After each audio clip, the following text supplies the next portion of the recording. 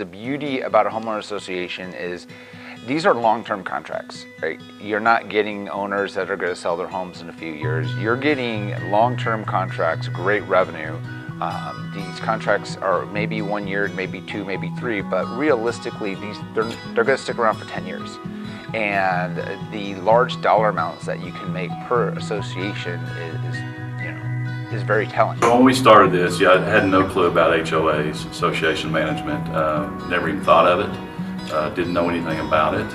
However, I had managed apartment complexes and been on condo boards in the past because I personally own some condos, so I knew a little bit about it. But yeah, I never dreamed that's something I would be doing. So it really added another avenue for us with our franchise, with the HOA management side of it. And we've grown that substantially. We are currently managing 12 HOAs, a total of about 1,500 doors.